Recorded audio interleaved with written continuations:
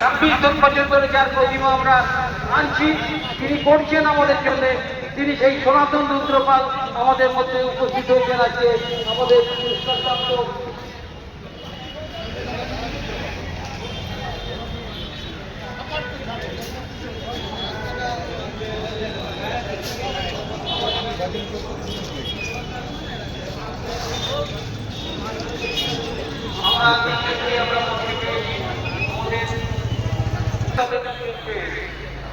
আমরা প্রথমেই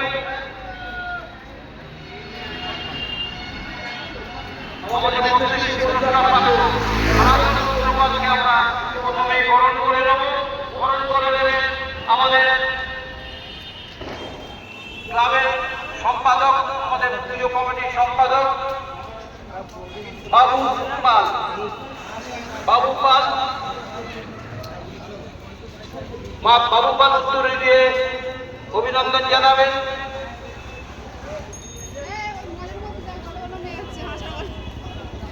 করতালি দিয়ে অভিনন্দন জানান আপনারা।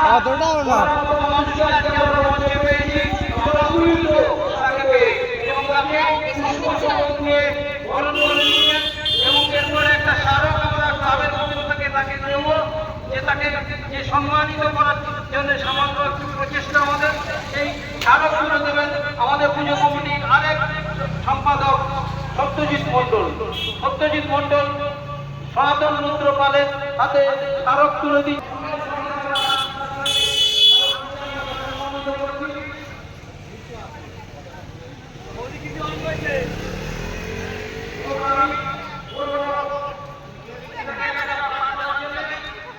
মূর্তিকে দেখানো ভালো হয়নি।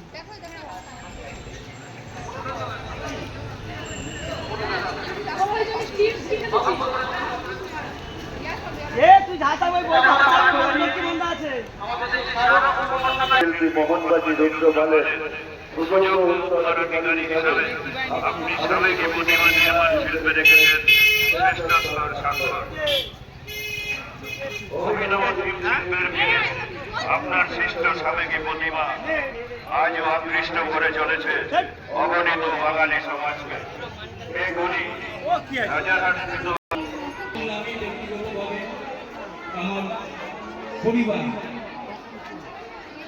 আমাদের পরিবারের পক্ষ, আমার নিজের ব্যক্তিগত পরিবারের পক্ষ থেকে সামান্য একটা উপহার আমরা সনাতনতাকে দিতে চাই।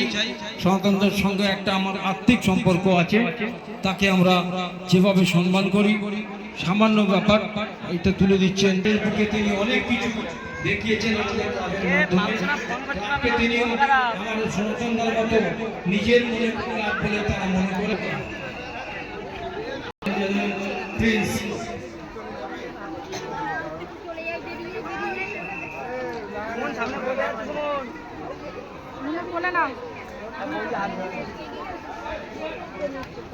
এরপর আমরা